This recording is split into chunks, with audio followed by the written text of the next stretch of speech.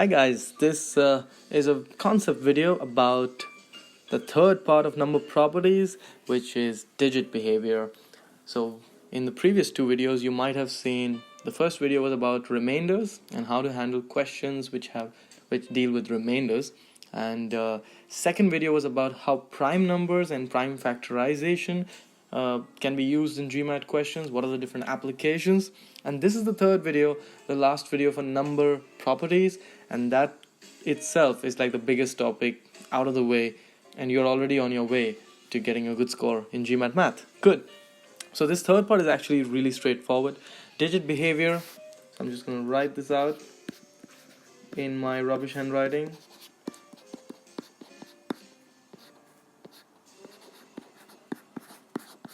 So in digit behavior there are two parts. First is about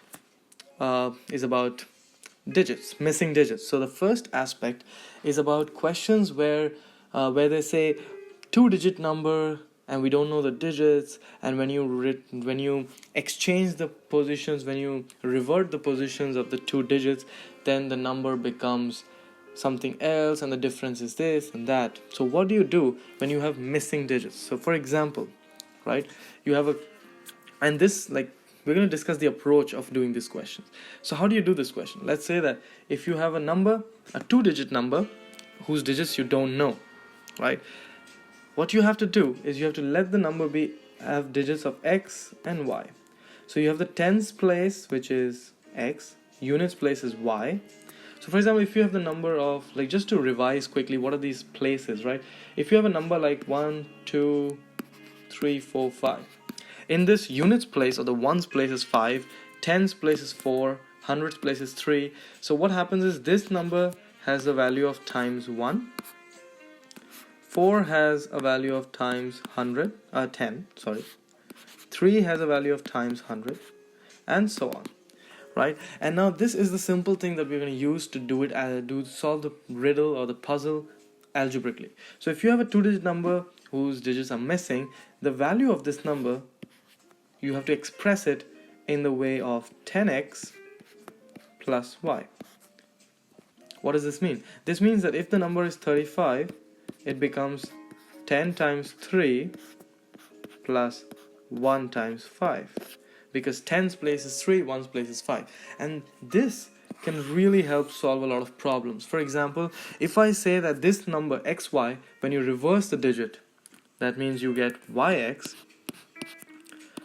and that is 10y plus x. And I can say in the question, GMAT can say that the difference between these two numbers is, what do you know about the difference between these two numbers? So as soon as you do difference, and let's say they say x is bigger than y, so you know 10x plus y is bigger than 10y plus x. Let's just assume, we're just working with a sample piece of information. So what can we conclude already about the difference is that when you subtract them, you'll get 9x minus 9y, which means that the difference is a multiple of 9. Great. So that already, that helps a lot in data sufficiency questions and other kind of questions in this topic. And basically this is the approach that you have to use whenever you're solving questions about missing digits. Always break a two-digit number into 10x plus y. If it's a three-digit number, then you do it 100x plus 10y plus z, and that can help you solve problems regarding missing digits. So that's the first part of digit behavior. The second part, which is actually the more important bit, is the units place questions.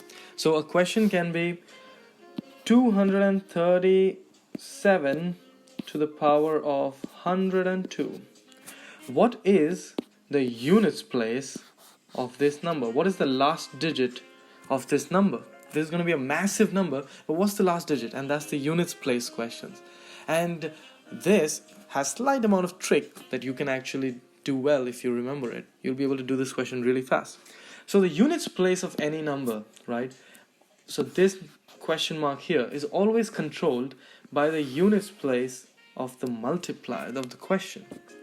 The reason for that is 237, if you take any number and you multiply, let's say, by itself, the last digit, if you do long multiplication, you will realize that the last digit is always just the product of these two. It's determined by the units place of the two multipliers. The tens place and the remaining digits don't really affect it. So 7 times 7 is 49. I know this digit is going to be 9. Perfect. We don't have to care about the remaining digits because that's going to take time, and that's not what GMAT is there to do. GMAT is not going to test you about, they're not going to give you really really cumbersome calculations which you're going to struggle with and which you might need a calculator for. They will test you on topics which have tricks in them, which are easy to calculate, and which have simpler calculations but more logic behind them. So units place kind of falls under that category. So what happens is that when you repeat this calculation, you realize that for every digit, for example for 7 in this example, when I multiply this number into 237 again, I get 3 at the end. Yeah. When I multiply that to 237, I end up with 1 at the end. And when I multiply this number to 237 again, I'll end up back with 7. So it's like there is a repeating pattern here that kind of comes out of this experiment. So units place is all about knowing these patterns. For example, any number that ends with 1 and is to the power of a, let's say some number, some integer, right, positive integer, will always end with 1, right? Simple. Any number that ends with 2 and you're putting it to a power a will always have a number repeating. The pattern for that is 2, first it'll end with 2. So let's take an example for this just to elaborate this a bit better. If I take a number like 32, if I do it to the power of 1, I'll get 32. 32 square would be a number that ends with 4.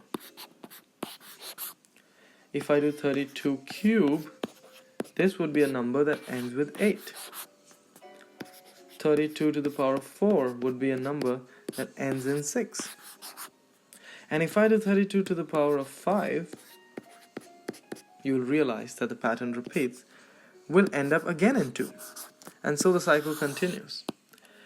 Right? So there are like these, there's always a pattern that is in groups of 4. So for any number ending with 2 to the power of a, the pattern is 2, 4, 8, 6.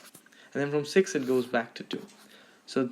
So how you do look at it, this is the first, if a is 1, it will be here 2, if a is 2, it will be 4, if a is 3, it will be 8, if a is 4, it will be 6, if a is 5, it will be 2 again, 5, 6, 7, 8, etc.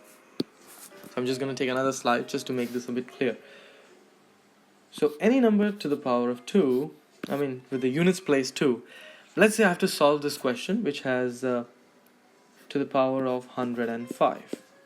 I know that a pattern 2 to the power a, units place pattern, is 2, 4, 8, and 6. Right.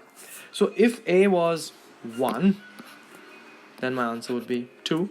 If a was 2, it would be 4. If a was 3, the digit would be 8. If a was 4, it would be 6. If a was 5, it would be 2. If a was 6, it would be 4. 7, it would be 8. 8, it would be 6. And you kind of, doing this manually, you kind of realize something. All the multiples of 4, if a is a multiple of 4, the power is multiple of 4, you will always land at 6, the last digit. Right. So one way to think about this is, you just need to figure out 105, is it a multiple of 4? And if not, what is the remainder if you divide 105 by 4? So one way to do this is, you do 105 divided by 4. The remainder is 1 because 104 is the last multiple of 4 before 105. And so what you have to do is, you have to start from 6 and go remainder 1. Okay, so 1 is at 2. you land at 2. If remainder was 2, remainder 2, you land at 4. If remainder was 3, you will land at 8. And if remainder was 0, you will land back at 6. That's it. So you can use remainder to figure out what is the digit that will land in the units place of this number. So here I know the this number which ends in a 2 to the power of 105 will undoubtedly will be a big number, but it'll end with a 2. Right? Now this works for all the digits, and that's the beauty of it. If you have a number 1, the pattern is it'll always end at 1. If you are doing 2 to the power of a, it will have a pattern of 2, 4, 8, 6. If you have a number that ends in 3, your pattern will be 3. 3 square is 9. 3 times 9 is 27. 27 times 3, 7 times 3 is 1, and 1 times 3 is 3. See, it's again in a pattern of 4.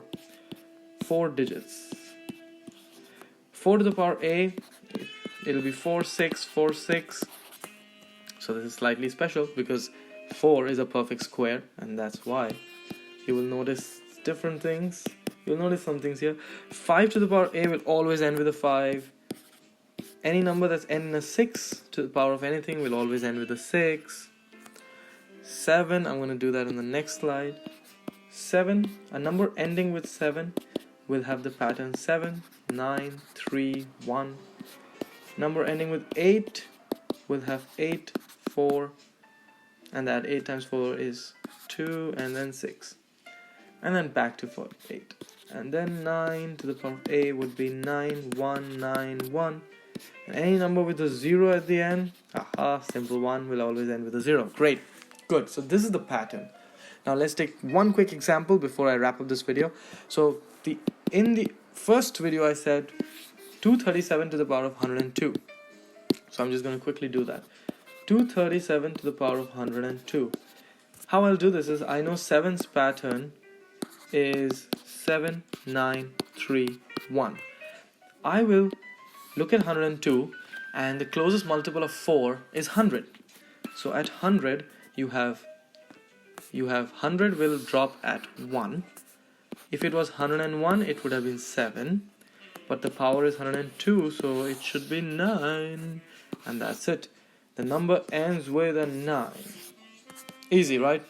So that is what units place is all about. Try a few questions and you'll get it. It's really easy. See you in the next video. Bye bye.